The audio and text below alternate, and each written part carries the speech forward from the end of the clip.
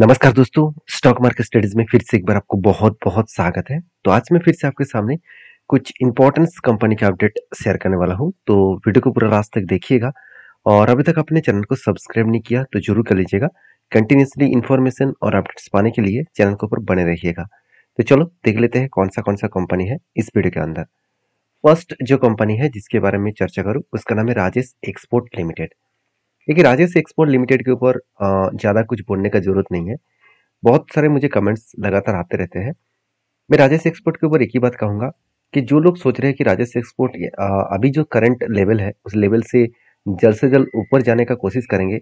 मुझे नहीं लगता कि उतना पॉजिटिवली इस कंपनी के ऊपर कोई भी अपडेट है जिसके कारण वो ऊपर जाएगा, क्योंकि इस कंपनी का अगर मैं क्वार्टरली रिजल्ट के बारे में बात करूँ तो अभी तक तो क्वार्टर 4 का रिजल्ट आया नहीं।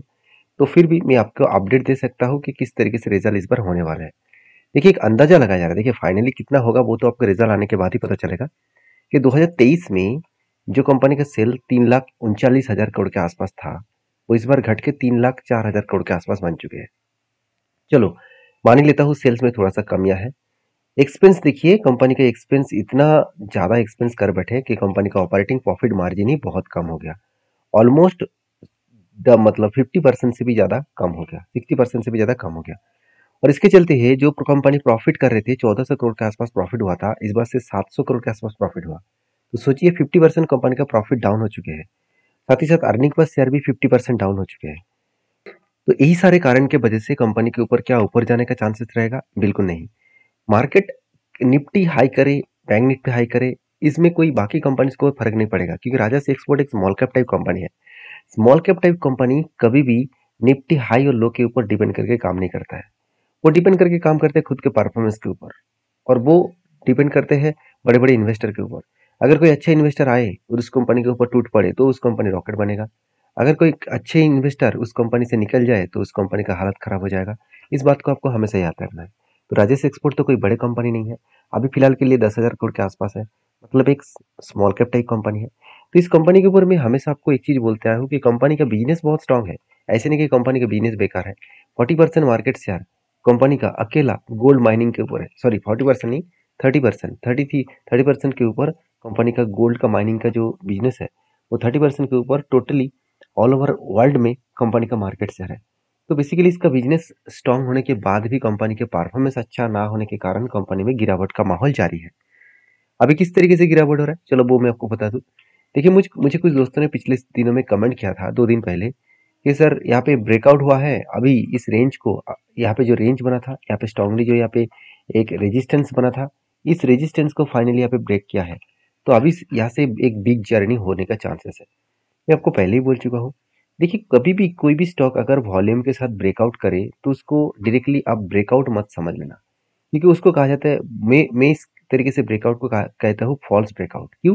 क्योंकि देखिए कोई भी अगर ब्रेकआउट हो तो ब्रेकआउट के बाद कोई भी ग्रीन कैंडल इस भिक्स को कम्पीट करना पड़ेगा। अगर कोई भी ग्रीन कैंडल स्ट्रांगली इसको ब्रेकआउट को कम्पीट करे, ब्रेकआउट के ऊपर क्लोजिंग दे, तब मैं उसको ब्रेकआउट कंफर्म ब्रेकआउट मानता। तो यहाँ पे हुआ क्या, नेक्स्ट कैंडल वीक हो गया, दो तीन कैंडल वीक हो गया, और ऊपर साइड से देखिए इस तरीके से शूटिंग स्टार जैसे कैंडल यहाँ पे क्रिएट हो रहा है।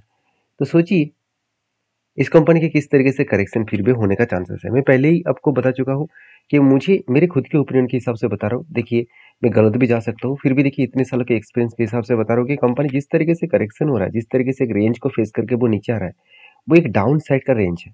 और जब भी कोई डाउन साइड का रेंज में फंस गया कोई भी कंपनी, उसके साथ उसका परफॉर्मेंस भी खराब होता गया, तो वो नीचे जो सपोर्ट बनेगा उस लेवल तक आएगा।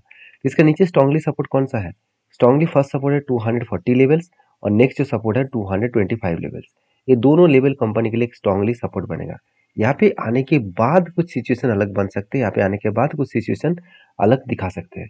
तो उससे पहले इस कंपनी के ऊपर एंट्री लेना मेरे हिसाब से, अगर मुझे कहेंगे कि सर आप एंट्री लेने वाले हैं, मैं बिल्कुल एंट्री नहीं लूंगा, क्योंकि इस कंपनी के ऊपर फिलहाल के लिए मेरा पहले एक एंट्री है, ऑब्वियसली पहले से ही है, जो मेरा ऑलमोस्ट लॉसेस चल रहा है। हाँ मैं उसको कंटिन्यू जरूर करूंगा, ऐसे नहीं कि मैं उसको बेच दूंगा, क्योंकि मुझे कंपनी के ऊपर भरोसा है।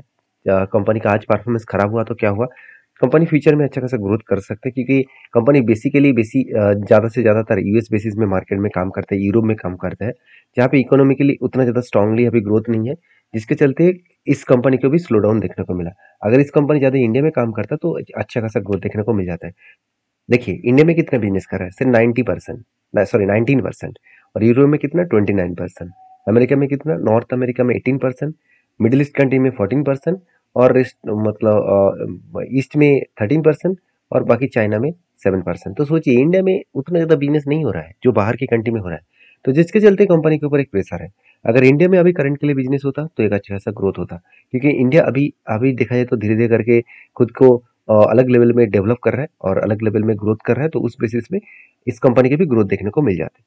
बाकी देखिए आप समझदार है, समझदारी से काम लीजिए। फिर मेरा जो ओपिनियन है वो मैं आपके साथ शेयर कर रहा हूँ, और मेरे ओपिनियन को 100% सही होगा इसको मानकर कभी भी मत चलिएगा, क्योंकि इस तरीके से मान के चलेंगे तो आपका लॉसेस होने का चांसेस रहेगा।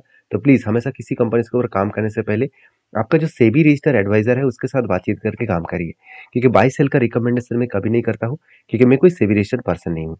मेरा काम है सारे पॉइंट्स को आपके साथ शेयर करना, और आपका काम है उस पॉइंट्स को वेरीफाई करके काम करना। तो नेक्स्ट जो कंपनी उसका नाम है बीएससी लिमिटेड। देखिए बीएससी लिमिटेड एक ऐसे कंपनी है जिसके ऊपर मैं सबसे पहले एक चीज बता दूं, बीएससी के ऊपर एक नेगेटिव न्यूज आज जिसके चलते बिग फॉल हो चुके हैं। पिछले दिनों में 13.5% के आसपास क्रैश हो चुके थे, और 13.5% का आसपास क्रैश किस लिए हुआ, चलो वो सबसे पहले मैं आपको बता दूं। अगर इस कंपनी की न्यूज अपडेट के बारे में बात करूं तो आप सब जानते हैं जेफरीज के बारे में। जेफरीज एक बड़ी इंस्टीट्यूशन है, एक फॉरेन इन्वेस्टर है। तो जेफरीज ने क्या किया, डाउनग्रेड कर दिया बीएससी को, और होल्ड फ्रॉम बाई और एडजस्ट प्राइस टारगेट ₹2900। देखिए 3000 से जेफरीज ने क्या किया, 2900 तक इसका टारगेट प्राइस रख दिया। तो देखिए बड़े कोई इंस्टीट्यूशन अगर इस तरीके से न्यूज को मार्केट में फैलाते हैं तो हमेशा उस न्यूज का इम्पैक्ट मार्केट में जरूर देखने को मिल जाता है।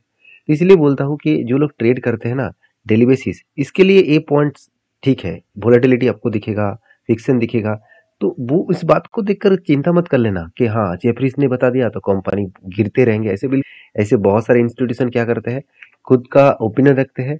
ओपिनियन इसीलिए रखते हैं क्योंकि मार्केट में अगर इस तरीके से न्यूज अगर ना फैलाया जाए तो जो कंपनी लगातार हाई करते चले जा रहे हैं तो वो हाई लेवल में तो बाय नहीं करेंगे, तो उसको नीचे ले आने के लिए इस तरीके से न्यूज को फैलाया जाता है। सस्ते दामों में उसको लेके आएंगे और वहां से माल उठाएगा, उसके बाद वो ऊपर लेके जाएंगे। अगर इसका चार्ट देखेंगे तो आपको खुद पता चलेगा कि देखिए जो यहाँ पे जो कैंडल बना पिछले दिनों का, ध्यान से इस चीजों को देखना, आपको यहाँ पे बहुत सारी जानकारी मिलेगा। जो कैंडल बना यहाँ पे, वो कैंडल किस कहाँ पे क्लोजिंग हुआ, पॉजिटिव में क्लोजिंग हुआ। अगर नेगेटिव न्यूज होता तो क्या पॉजिटिव में क्लोजिंग होते, बिल्कुल नहीं ना।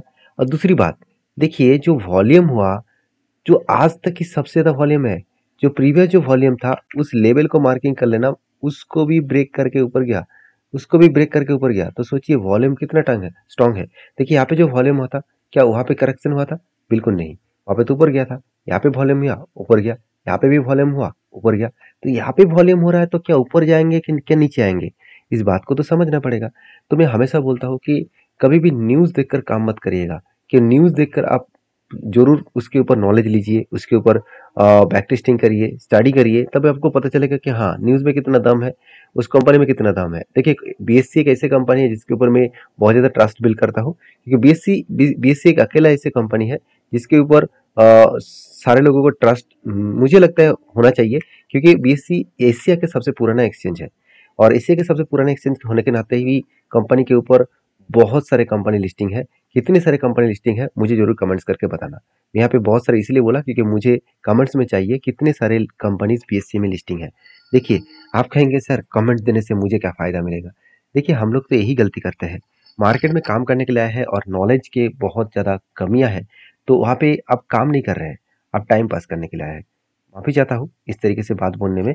तो फिर भी हमेशा आपको देखिए सीख सीख सीख कर ही आगे बढ़ना होगा।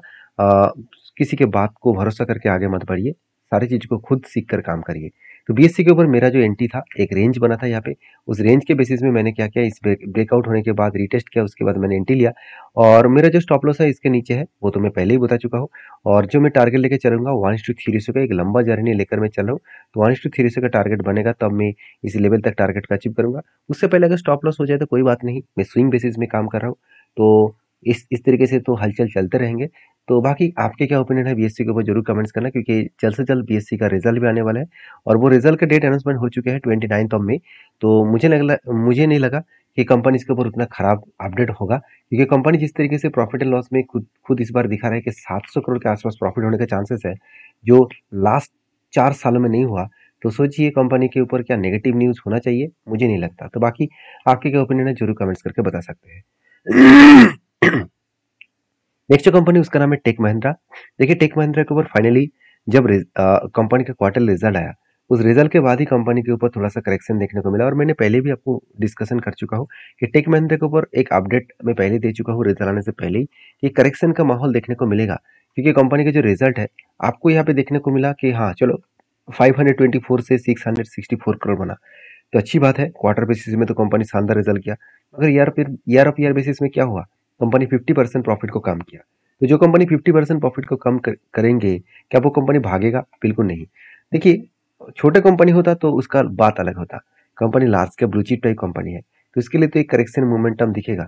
और साथ ही साथ इस कंपनी के ऊपर नमूरा जो है वो इसके ऊपर भी एडजस्टमेंट किया है, प्राइस को डाउनग्रेड किया है, जिसके चलते शेयर में एक करेक्शन देखने को मिला है।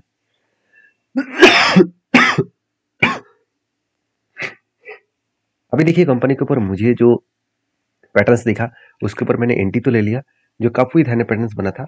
और फाइनली जो बनने के बाद यहाँ पे एक चीज़ों को नोटिस करना, finally cup with hand patterns बनने के बाद कंपनी यहाँ पे ब्रेकआउट किया था, नीचे आए, फिर से देखिए हाई वॉल्यूम के साथ ऊपर जाने का कोशिश कर रहा था, मगर यहाँ पे ये जो लेवल है इसका स्ट्रॉन्ग, यहाँ पे रेजिस्टेंस बन चुके हैं। तो इस रेजिस्टेंस को फेस करके वो बार बार नीचे आने का कोशिश कर रहे हैं, तो इसका मतलब पॉसिबिलिटी हाई लेवल में है, थोड़ा सा नीचे आने का कोशिश करेंगे।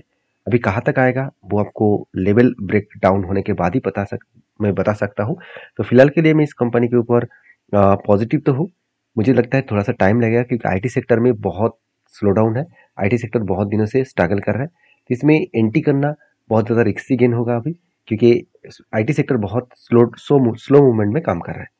तो नेक्स्ट जो कंपनी उसके नाम है भागीरथ केमिकल्स इंडस्ट्रीज लिमिटेड। तो भागीरथ केमिकल इंडस्ट्रीज लिमिटेड जो कंपनी जल्द से जल्द आपको अपडेट देने वाला है, और वो भी स्प्लिट का। कंपनी हर एक के बदले आपको 10 शेयर देने वाला है, और वो भी कब देगा, 2 तारीख को। तो जो लोग स्प्लिट पाना चाहते हैं तो इसके ऊपर रिसर्च करिए, सिर्फ इसी कंपनी के ऊपर नहीं है, सारे कंपनी के ऊपर रिसर्च करिए, उसके बाद काम करिए। क्योंकि मैं कोई सेबी रजिस्टर्ड पर्सन नहीं हूँ कि मैं आपको बाई सेल का रिकमेंडेशन करूँ। तो प्लीज़ काम करने से पहले सारी चीज़ों को समझ कर सीख कर काम करिए। तो मिलते हैं नेक्स्ट वीडियो में, तब तक के लिए धन्यवाद।